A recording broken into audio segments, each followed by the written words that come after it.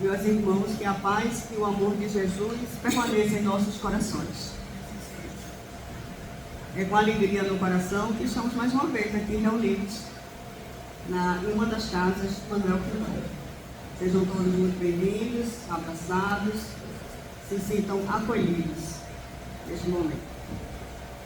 Bom, o tema que nós escolhemos para a reflexão de hoje, como a nossa irmã falou, é sobre a velhice, fase de regeneração do espírito. E a gente vê a importância de saber envelhecer. Não sei porquê, né? O jovem acha que não vai envelhecer, né? Quando a gente é mais jovem, a gente pensa nisso, né? E quando a gente vai chegando na meia-idade, e aí a gente já está se aproximando, né, da melhor idade, para quem também já está na melhor idade, ou na terceira idade, aí a gente já começa a se preocupar mais um pouquinho, né, com essa velhice, com o tempo que a gente está vivendo aqui. Então, assim, em 2025, o Brasil é considerado o 6º país em número de idosos. Ou seja, aumentando cada vez mais. A nossa população está envelhecendo. E, consequentemente, se ela está envelhecendo, está nascendo menos crianças. Hoje em dia, né, antigamente, as famílias eram numerosas. Hoje, o casal é um filho, 2, 3, já é a gente já, né? A ficar assim, eita, acho que coragem. Meu filho mesmo teve 3 filhos. Então, corajoso você na época de hoje, né? Eu tenho um sobrinho lá em Anápolis, que ele 5 filhos, na época de hoje. E a gente fica assim, admirado, né? Admirado. Tão admirado. Aí ele tem uma das meninas, que se chama Rosa. E tem um menininho também. Tem uma mais velha, a Rosa é a terceira. A primeira, aqui a primeira, teve o segundo, a terceira, a Rosa. E aí eles planejaram ter mais um filho. Aí chegou para um menino e disse, olha, o que é que você acha da ideia de ter mais um irmãozinho? Aí ele ficou todo feliz, né? E aí, que nome que a gente colocaria no teu irmãozinho quando ele chegar? Aí ele disse assim, papai, nós já temos Rosa, não é? Porque uma das meninas se chama Rosa. Aí ele disse, então vamos chamar de Azul, o menino. Aquela infância, né? Coisa linda a infância. Eu ri que só quando ele me contou essa história, né? Então vamos chamar de Azul. Ou seja, tem uma menina aqui chamada Rosa, se vier um menino, vamos chamar de Azul. E a gente tem essa coisa, né? Do azul e do rosa aí, simbolizando o sexo, né? Então, assim, a gente vê que a taxa de fertilidade hoje está diminuindo cada vez mais e a fila não deixa de crescer no plano espiritual. Os espíritos querendo reencarnar. Essa é uma grande realidade. Eu sigo uma família no Instagram, onde ela teve a primeira gravidez e foram quíntuplos. 5 filhos de uma vez. Hoje os meninos estão com 5 anos. Então eu sigo eles no Instagram. São os quintuplos. Os quíntuplos, né? E assim a gente vê que a OMS ela fala sobre isso, né? Com o aumento dos idosos. E com o aumento dos idosos, a sociedade precisa desenvolver, né, ações sociais para enfrentar essa realidade que são os idosos.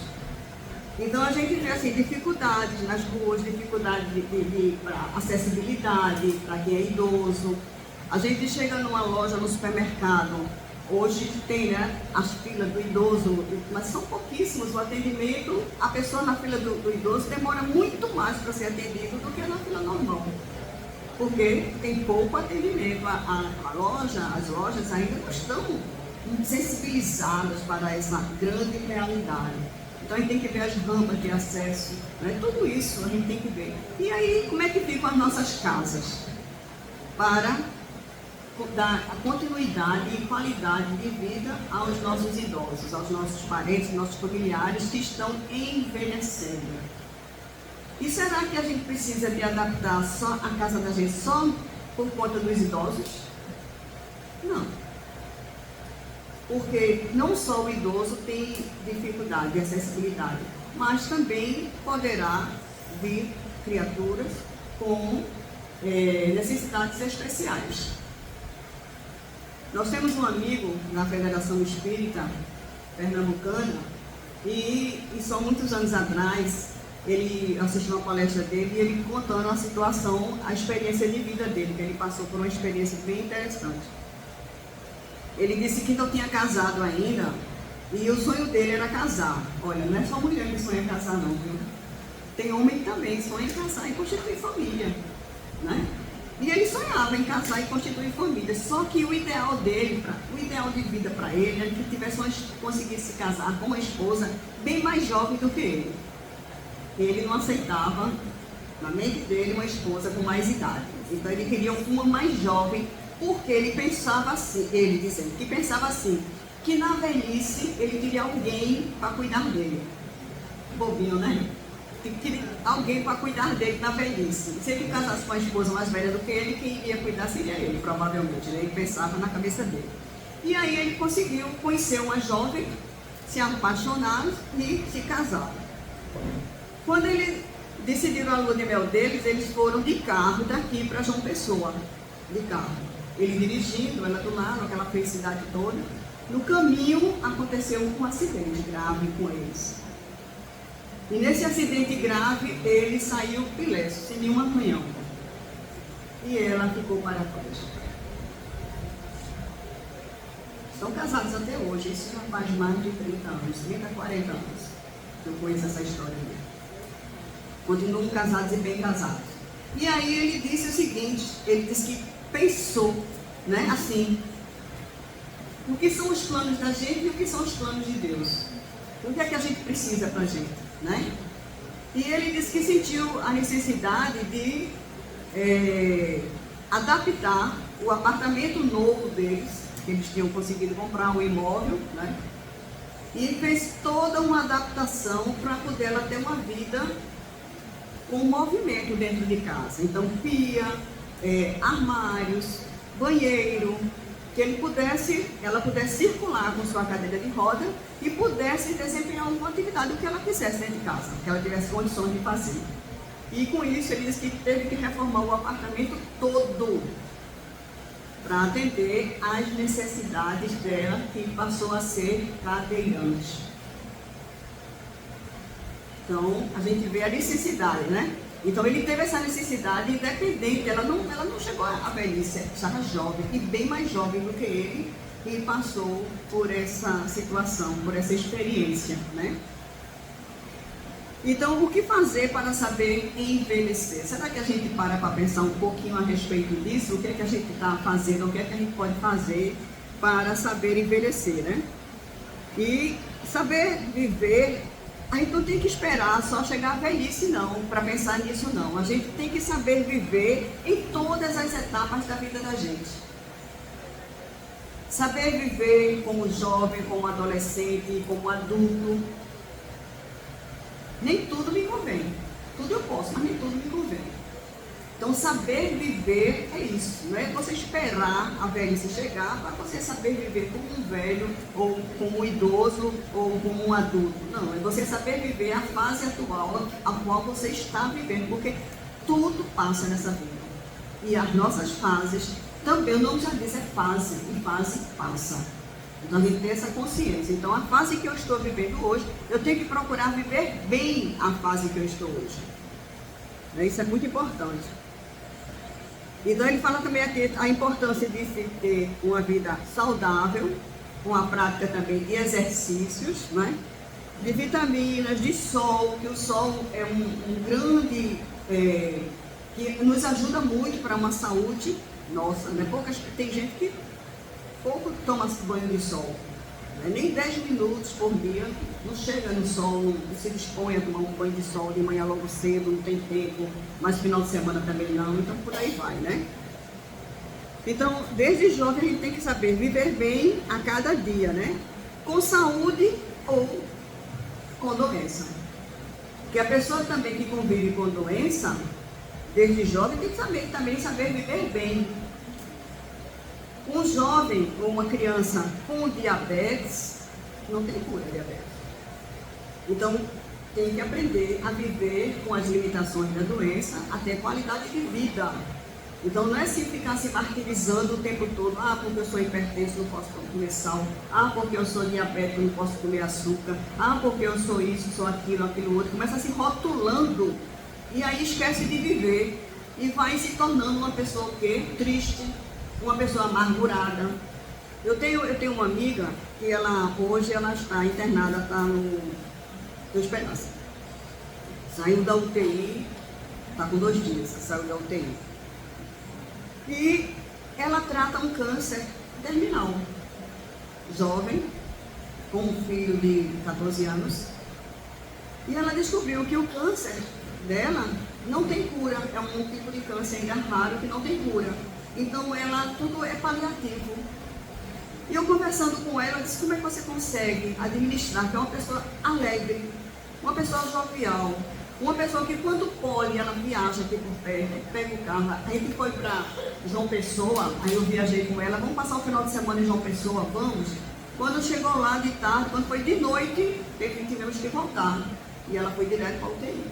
Começou até a passar mal, sentir dores muito fortes no abdômen, que o câncer é na região do abdômen.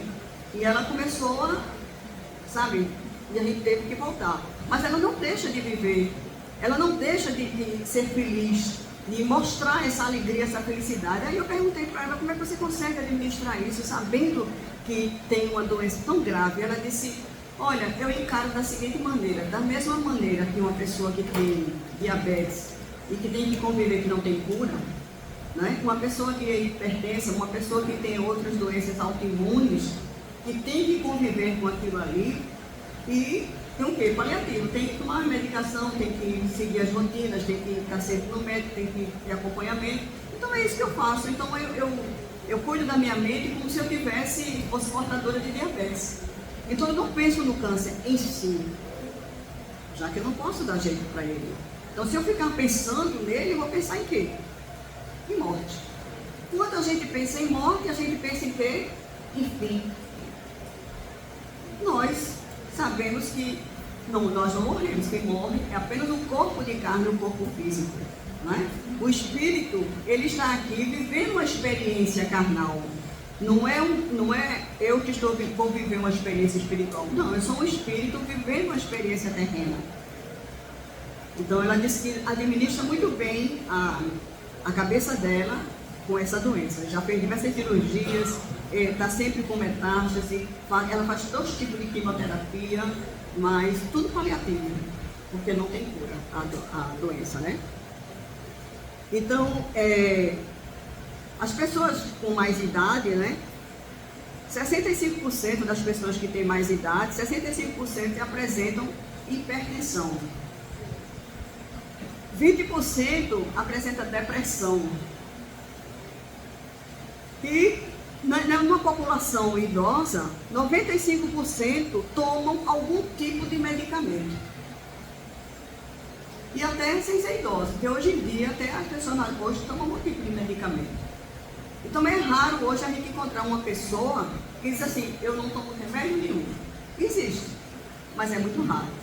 E aí tem pessoas que a gente conversa, eu tomo ômega 3, eu tomo vitamina C, eu tomo não sei o que, eu tomo vitamina não sei o que, eu tomo... E vai dizendo, sabe, aquela relação de coisa assim, para poder ou procurar ter um pouco mais de saúde, né? Cuidando da sua saúde e por aí vai. E a OMS, né? A Organização Mundial de Saúde, ela diz que a saúde é pleno bem-estar, é um pleno bem-estar bio, psico e social.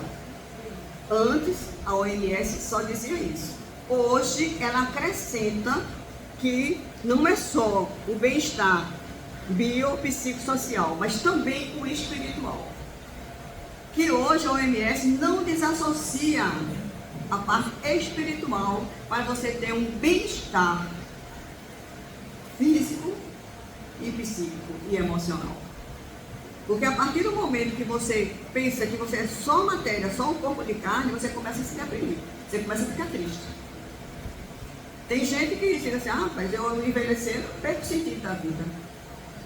Porque você acha que não tem sentido de viver, porque ele não vê o sentido da vida aqui, ele estando idoso, ou estando com doenças graves, né? Não vê o porquê da vida, né? Então, independente da enfermidade, a gente tem que ter e trabalhar esse lado espiritual da gente. É muito importante isso, muito importante o lado espiritual, porque nós somos espíritos eternos. O espírito não morre, é só o corpo de carne, o espírito não adoece, porque ele não tem a parte orgânica, a parte física. Muito que é o que acontece é quando ele volta para o plano espiritual, ele volta com lembranças, até ele se conscientizar de que são apenas lembranças do que ele passou, do sofrimento que ele passou. Então é importante a gente trabalhar isso na gente, né? E o idoso também é importante a inserção social, para ele se sentir ativo e participante da sociedade, porque o que é que acontece? A pessoa vai ficando idoso e vai se acomodando dentro de casa. Fica, não estou querendo sair não, não dá não, aqueles ambientes não é mais para mim não, ambiente de barulho, procura um ambiente que você se adeque mais, mas não deixe de sair, não deixe de se relacionar com as pessoas, não deixe de ter encontro com as pessoas. Então tem a pessoa se isola. Então muitas vezes em casa você tem uma pessoa com mais idade, aí vai ter um evento na família, não estou afim de ir não, estou tão cansado, é tanta dor no corpo, porque vai se demorar, vai se terminar tarde, não tenho paciência, não, vocês vão e eu fico em casa. Vocês vão e eu fico em casa, é churrasco, não gosto. Tudo arranja uma desculpa para não ir, para não participar, e às vezes se torna até uma guerra dentro de casa, porque o idoso não está querendo mais sair de dentro de casa. Vai se acomodando cada vez mais e vai restringindo a sua vida social. Então ele vai se fechando no mundo dele. E esse mundo fechado é nocivo, é doentio. E a gente vai adoecer. Tem também pessoas que não têm doenças físicas, mas que são pessoas que apresentam um temperamento, vamos dizer assim, ácido, pessoas azedas, pessoas críticas, pessoas amarguradas. Então ele tem um físico até bom, sabe? Dá para enfrentar muita coisa ainda, mas a cabeça dele e a maneira de encarar as coisas é difícil. Isso também é muito ruim para a criatura, né? Outras têm doenças físicas, né? Mas a mente, como eu falei da minha amiga, é uma mente maravilhosa. Uma mente muito boa. Você conviveu com ela no dia a dia, tem que ver que ela é portadora de uma doença grave. Estava passando um filme, e aí eu liguei para ela, e aí, como é que está? Está em condições de sair? Ela disse, estou, vamos assistir um filme, embora, que hora, que dia? E veio. E a gente se encontrou aqui no Recife, no Shopping Recife, e assistimos o filme. Terminou o filme e levei ela lá para casa. Vamos fazer um lanche lá em casa, para ele poder conversar mais, tudinho. Vamos lá para casa. Aí eu pergunto, como é que está a situação daqui? Tem condições de você ir na piscina comigo? E ela disse, agora eu não posso, porque minha imunidade está muito baixa. Mas assim que melhorar, eu te aviso. Melhorou, eu aviso. Vem-se embora aqui para a piscina. Vamos tomar um banhozinho de piscina. Vamos tomar um banhozinho de sol aqui, na medida, né? Tudo controlado direitinho. Ela encara. E um otimismo, e uma alegria, uma vontade de viver impressionante. Ela, impressionante. É uma pessoa que eu convivo assim, e é uma lição de vida para mim, porque eu também, como já sabe aqui, eu vivenciei o câncer também. Eu passei 1 ano e meio de tratamento e tive metástase. Então foi uma situação muito grave. E no começo eu chorava muito, até eu receber um alerta. Que isso, você está chorando demais. Porque para tudo que eu olhava, eu olhava com aquele, eu tinha aquele olhar de despedida.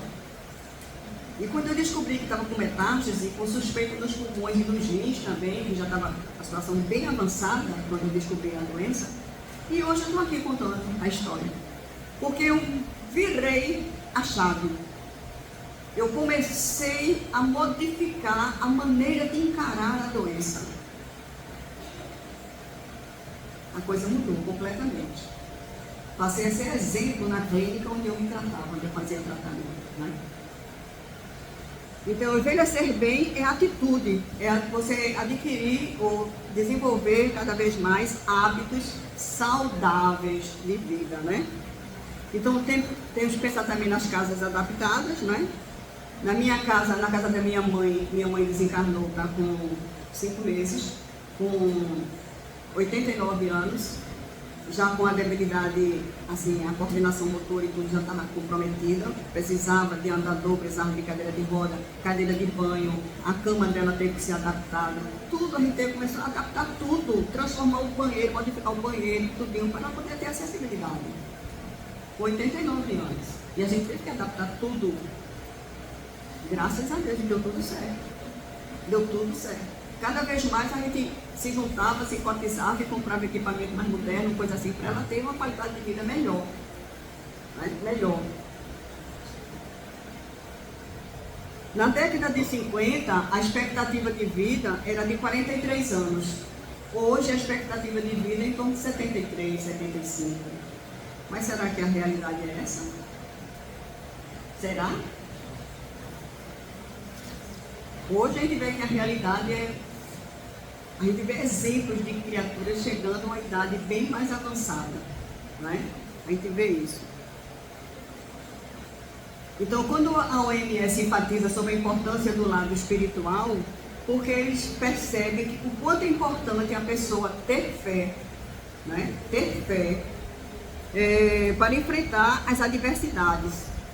E quando a gente sabe que nós somos imortais, e com essa fé, a gente cria força e coragem para viver o dia a dia da gente, né? E também ter objetivo na vida. Tem pessoas que já planejam na sua aposentadoria, né? Planeja, quando eu me aposentar, eu não quero fazer mais nada. Eu gosto muito de pescar, mas eu gosto muito de pescar, e aí eu vou tirar meu tempo assim para me dedicar à pescaria.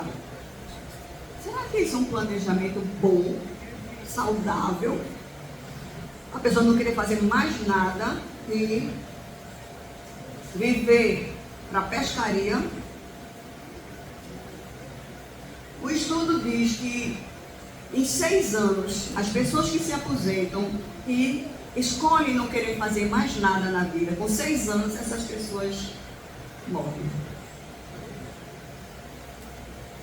Tá vendo como é a situação? Morrem. Leon Denis, ele diz: o envelhecimento é o preâmbulo da morte, iniciar o processo de espiritualização e desmaterialização. E é importante também a gente educar-se para a morte. Vocês já viram que dificilmente a gente fala sobre a morte com as crianças, como que criança não morresse. E a morte pode acontecer em qualquer estágio da vida da gente. Qualquer estágio da vida da gente. Eu assisti um filme, e esse filme eu assisti por mais de 5 vezes. Fases diferentes da minha vida, mas eu assisti esse filme mais de 5 vezes. E é um filme que eu não esqueci. Chama-se A Casa dos Espíritos. Esse filme, A Casa dos Espíritos, ele é maravilhoso. Então, entre as cenas, mostra uma cena da avó, que ela sabia que estava perto dela partir, ela era a pessoa que via os espíritos. Então, ela tinha premonição, ela via certos acidentes, ela via as mortes quando ia acontecer, ela via algumas cenas assim, né?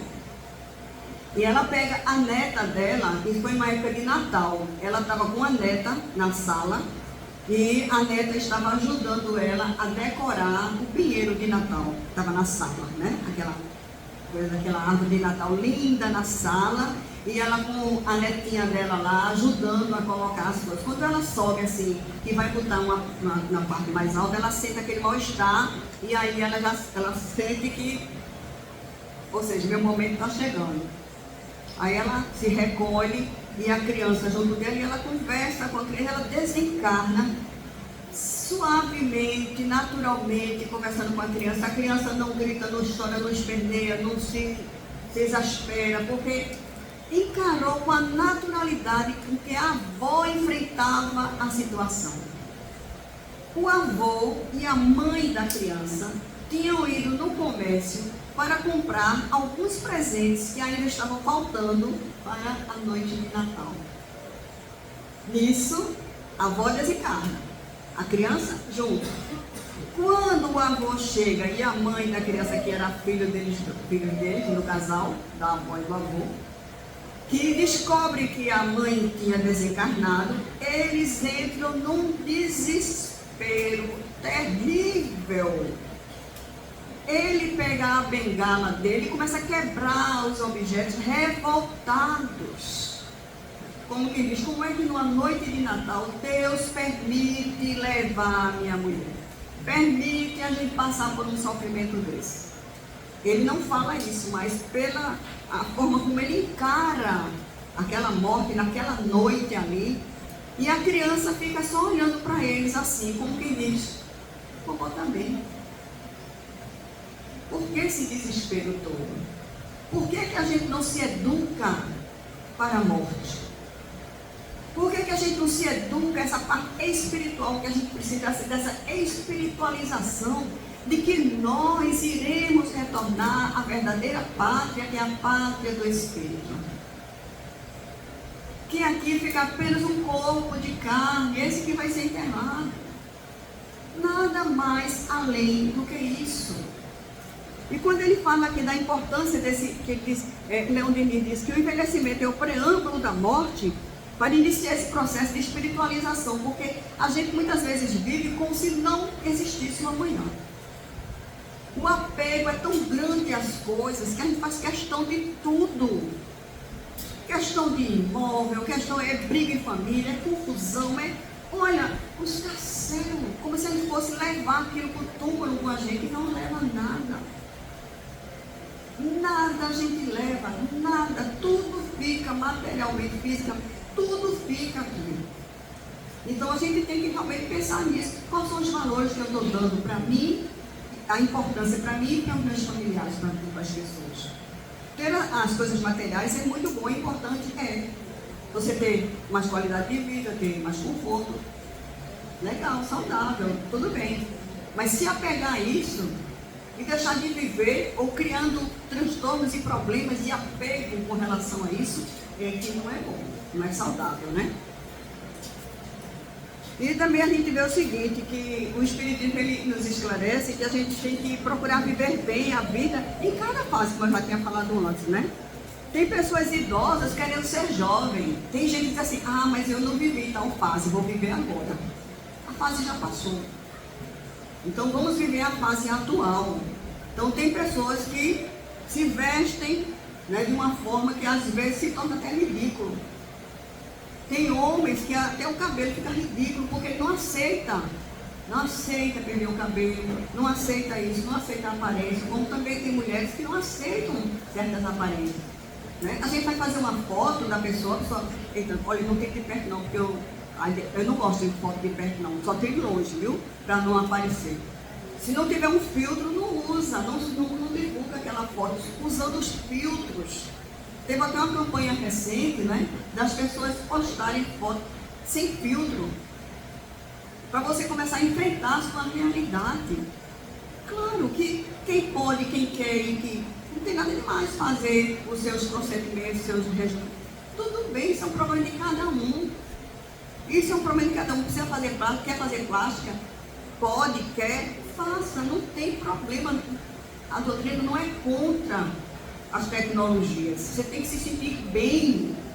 Os pacientes de gastroplastia, a própria lei é a favor dele de fazer quantas plásticas forem necessárias para tirar os excessos de pele, para que ele se sinta bem. Eu sou paciente de gastroplastia, fiz há 20 anos atrás e passei por todos esses procedimentos de correção de excesso, tiram. E qual o problema nisso? Nenhum. você vai viver bem, vai viver melhor, emocionalmente, espiritualmente, ótimo, beleza. Agora, se aceite do jeito que você é, se ame. Tem pessoas que têm dificuldade até de enfrentar uma academia porque tem vergonha do seu corpo. Que é isso, gente? Você deixa de cuidar de você com vergonha, por causa da sua vaidade, o excesso de vaidade. Quem quiser olhar aqui, olha, qual o problema? Tudo bem, daí. Eu devo nada a ninguém, quem está pagando minha academia sou eu. Qual o problema? Enfrentar a vida e enfrentar a realidade. Né? Viver não em função dos outros, nem das aparências, mas sim do que você realmente você é. Então, trabalhar essa autoestima, precisa melhorar a autoestima da gente. Isso é muito importante, né? E no exercício do desprendimento, a gente parar para pensar, né?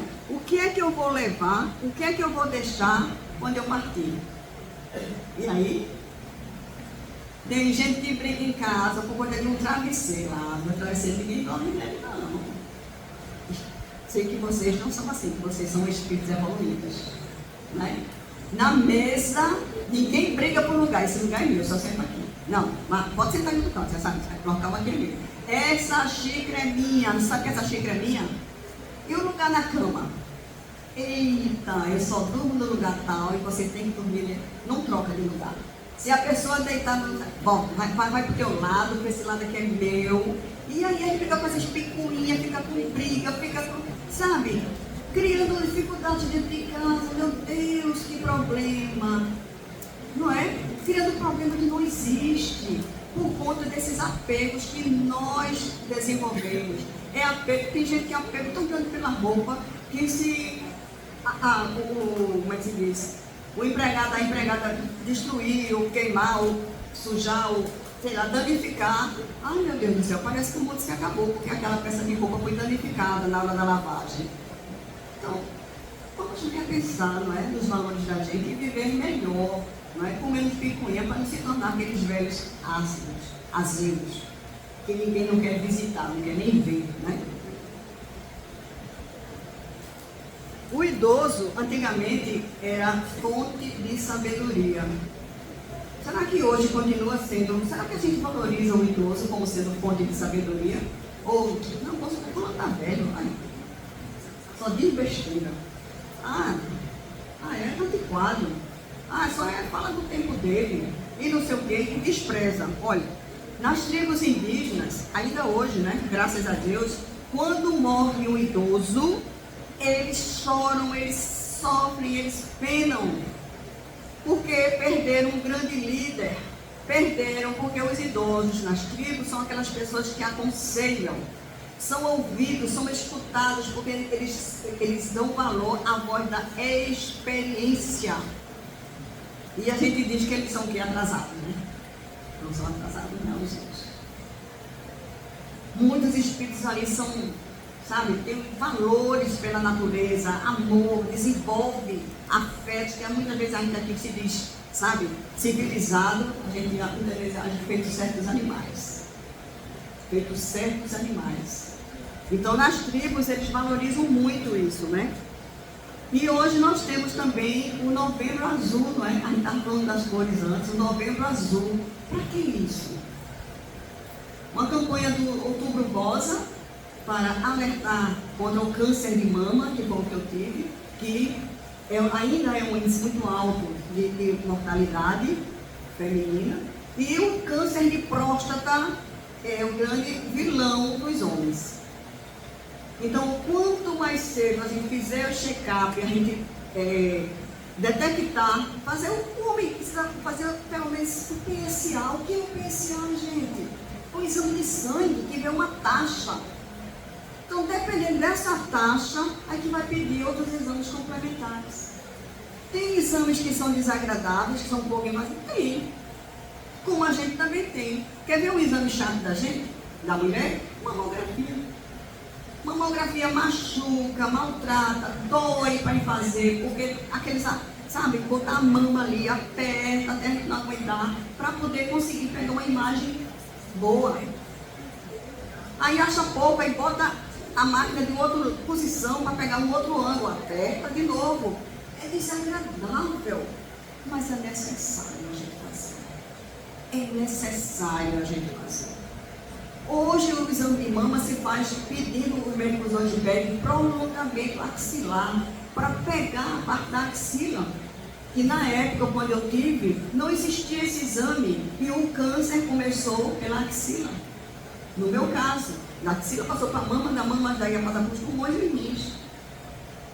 Então, onde começou não foi detectado. O exame não foi mais abrangente. Na época, estava com 19 anos que eu tive o câncer de mama. Hoje, já é obrigatório fazer com prolongamento axilar, por conta dos índices dos cânceres de mama que começou na axila. Veja, eu tive que fazer o esvaziamento axilar, que é tirar todas as glândulas da axila. Tirei tudo e aí a gente fica com linfedema. Fica com a sequela no braço. No meu caso, fiquei no braço, o braço é mais inchado, porque não tem as glândulas para fazer a drenagem mecânica natural que todos nós temos. Uma sequela para poder me livrar do câncer de um dos tumores que estava localizado nessa região. Graças a Deus consegui tirar e trazer a cura, né? Outra coisa também que ele diz aqui é ter cuidado com a saúde cardiovascular, porque também um índice muito grande de morte entre os idosos é através do coração. Doenças cardiovasculares. Então a gente não ir para a academia, não fazer atividades por conta própria, sem antes fazer uma avaliação médica, uma avaliação cardiológica, fazer uma esteira, fazer um mapa, fazer um Doppler, fazer o que for necessário para fazer um check-up para você realmente ter controle e cuidado com a sua saúde, não é? Para ter uma vida mais longa, né?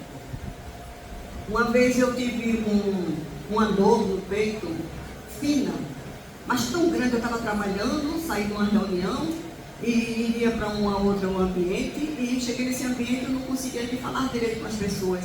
E eu sentindo aquela dor fina no peito, assim, uma pontada. Quando eu respirava mais fundo, aquela pontada, eu parava de respirar. Só sei que eu fui para casa, sem dizer nada. Quando foi 11 horas da noite, meu quadro se agravou e eu fui para o hospital. Quando cheguei no hospital, fui para a UTI. Eu estava tendo uma embolia pulmonar. É uma doença gravíssima e que mata. E eu demorei muitas horas para ir. Quase não parti porque não foi um momento, não foi um dia. Mas conheço pessoa, conheci a tia, uma médica minha que teve a embolia, não deu tempo para chegar no hospital. A embolia pulmonar. Então é uma doença grave que mata. Então sentiu o desconforto? Não fique fazendo menos caso, não. Procure uma assistência médica, procure ajuda, porque quanto mais cedo ser diagnosticado, mais chance tem de sobrevida, né? Como o processo de envelhecer influencia no processo de evolução do espírito? Olha, se eu não aceito envelhecer, se eu me revolto, eu me lembrei de um amigo nosso, de uma outra casa espírita que eu frequentava, e ele frequentava a casa esporadicamente. A esposa dele era trabalhadora, mas ele ia esporadicamente. E ele, no fim, assim, na velhice, ele entrou num quadro de depressão, de tristeza, alimentou essa ida, não buscou ajuda, e aí ele, infelizmente, ele tirou a sua própria vida. Então nós ficamos assim com, sabe, uma dor dentro da gente. Como é que a pessoa já na velhice, já no final da sua vida, desiste de viver? Faltando tão pouco para completar aquela existência e a pessoa desistir da sua vida. Foi uma dor muito grande para a gente. Ele era músico da orquestra municipal da cidade de Recife. E ele desistiu de viver. Infelizmente, né? Fazer o quê? Então, a gente tem que aprender também a enfrentar perdas e enfrentar desafios. Porque quando a gente se acovarda, a coisa dificulta mais ainda. Porque tem gente que diz assim, se eu tiver um câncer, Deus me livre, viu? Porque se eu tiver, eu não vou fazer essa quimioterapia não. Eu não vou fazer essa radioterapia não. E passar por isso aí tudinho, porque a quimioterapia é terrível, viu? É terrível. É terrível. Então, é uma bomba que a gente toma assim, né? Mas é o que a gente quer. Então, se é o que a gente tem, vamos fazer uso do que a medicina dispõe no momento, né? Sem se acovardar, né? Tem também a maternidade tardia. Tem pessoas que não querem ter filho cedo, aí querem ter ou decidem ter mais tarde, né? Então são novos desafios também, porque uma pessoa com 45 anos, né, que vai ter criança dentro de casa, vai passar muitas noites sem fato, sem conseguir dormir direito. É uma fase. E a gente não está mais com tanta vitalidade assim. A gente não aguenta essa noitada, não aguenta mais não sei o quê. E aí vem o desgaste. E é um desafio para a paciência, para a tolerância, para tudo. Para tudo, sabe? Acompanhar o desenvolvimento, acompanhar as brincadeiras, tudo. Então a gente diz assim, poxa, tudo tem a fase certa, né? A fase certa é aquela que a gente determina para a gente. Então a gente amadurecer, se a sua fase acha que é essa certa, tudo bem, é um desafio para você. Força, né? Consegue superar, né? Então o corpo envelhece, será que o espírito também envelhece? E aí? Será que o espírito envelhece junto com o corpo? Será que eu, espírito, tenho a mesma idade ou aparente ter a mesma idade cronológica, física? E aí? O espírito envelhece ou não envelhece? Quem envelhece é o corpo físico, o espírito não envelhece. O espírito amadurece. Essa é uma grande verdade. Olha que felicidade. Oh, mulher, que felicidade. A gente não fica velho lá do outro lado, gente. É só aqui, né? Então a velhice é só do corpo físico, a dificuldade de caminhar. A gente percebe que a gente não consegue mais correr da forma como corria antes. Os passos se tornam mais curtos, né? Tudo. A gente percebe a diferença no físico da gente. É normal, é natural. Lá em casa eu digo para minha filha, para o meu neto, ó, vocês têm um idoso dentro de casa. Idoso o quê, mãe? Tu tá idosa? Sou idosa sim. Sou idosa, olha, cuidado. Aí essa semana ela fez uma mudança na cozinha e na despensa para botar as coisas que eu mais uso, mais acessíveis. É um respeito à idade. Porque ela via a dificuldade que eu tinha para me abaixar, e hoje eu faço musculação e natação. Mas a dificuldade para pegar certas coisas era lá embaixo. Eu disse, gente, isso aqui não é para mim não. Pega um banquinho. O banquinho é o quê? Perigoso, né? Você sentar no banquinho e o banquinho virar e você cair. Subir escada eu não subo mais. Nem com gente tem que ter, eu não subo mais. Isso não me pertence mais. Se tiver alguma coisa no alto, eu espero ter alguém dentro de casa para acessar para mim. Eu não faço mais isso. Então a gente tem que aprender que tem certos limites, tem mesmo. Né? Então tem que respeitar isso aí, tá certo?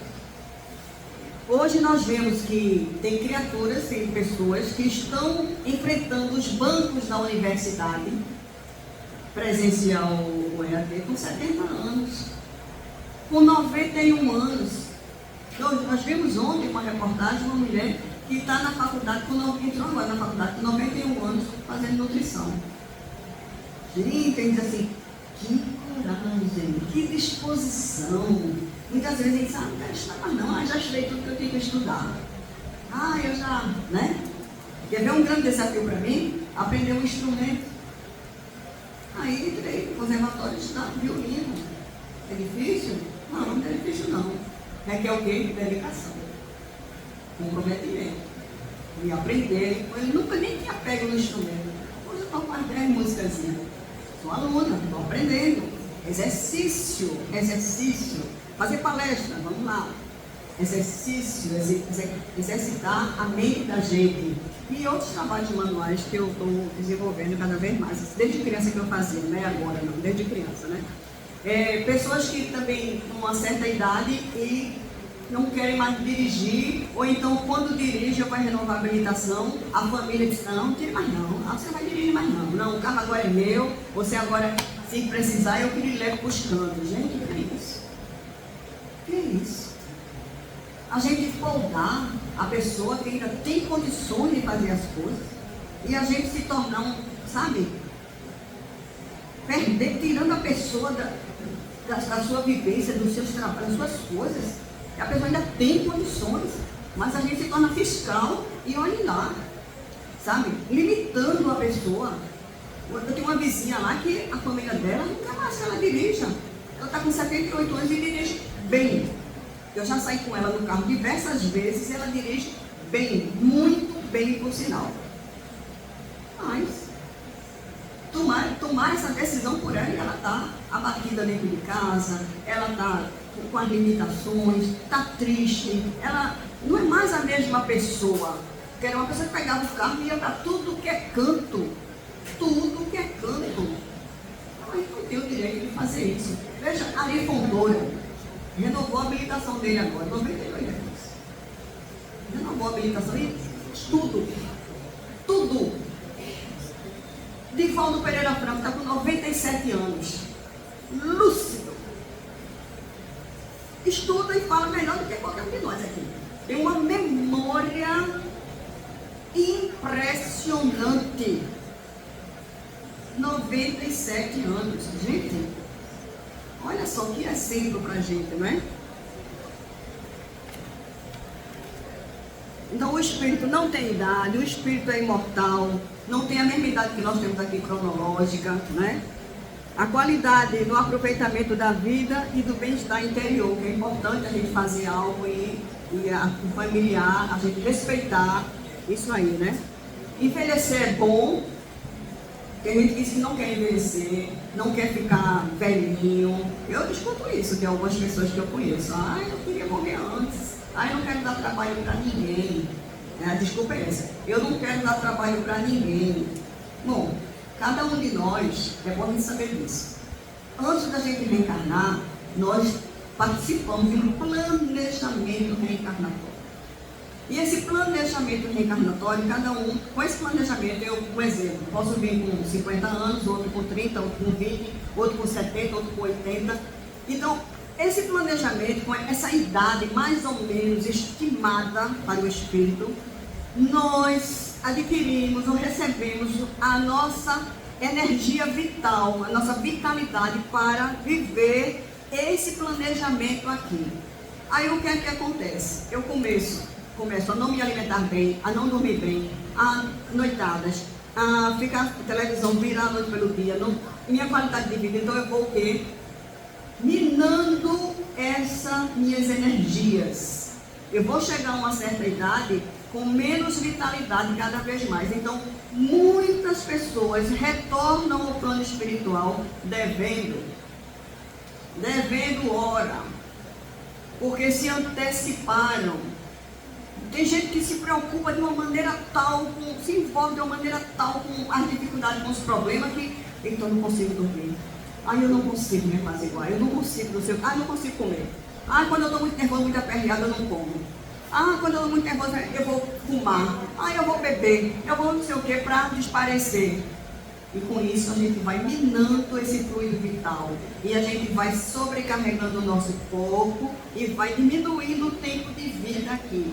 Então, muitas vezes retornamos como sendo espíritas suicidas indiretos, que é aquele que não promoveu a sua morte, ele não planejou diretamente, mas boicotou uma medicação, boicotou uma dieta, boicotou um exercício, boicotou as noites, fez coisas indevidas, e com isso ele foi minando as suas forças e as suas energias. Está na hora de terminar, né? Bom, tinha mais coisa para falar e depois a gente se aprofunda mais. Então, na velhice a gente deve evitar sentimentos de depressão, deve evitar melancolia, inferioridade, deve evitar o isolamento social, perturbação, né? Sentimento de culpa, arrependimento e medo. O velho alimenta muito medo de viver, medo de sair, o medo disso, medo de se relacionar, medo das pessoas, medo do filho, medo do neto, medo da empregada, medo de tudo, medo da sociedade, medo da violência. Então é algo que isso é muito ruim para a velhice, né? E com o Espiritismo a gente aprende o quê? Que a gente tem que desenvolver cada vez mais a esperança, a fé, ter sempre sempre planos, ser otimista, desenvolver e trabalhar sempre a paz, ter tranquilidade, estado de ânimo, sempre procurar ter um estado de ânimo elevado, ter serenidade e procurar ter autonomia do espírito. Porque é uma coisa que faz muita gente sofrer, é a gente não ter mais autonomia nem vida própria. trabalhemos para que a gente tenha uma vida bem longa e que a gente tenha muita autonomia, que a gente possa ir e vir a hora e quando a gente quiser, que a gente possa desenvolver os projetos que a gente tenha vontade. Sempre é tempo. Mesmo que você não desenvolva uma profissão, que você tardiamente entrou na faculdade, mas esse conhecimento vai ficar adquirido, vai ficar guardado para na próxima você vem como um garoto prodígio, com conhecimento adquirido. Que Deus nos abençoe, muita paz, muita felicidade e muita saúde para todos nós.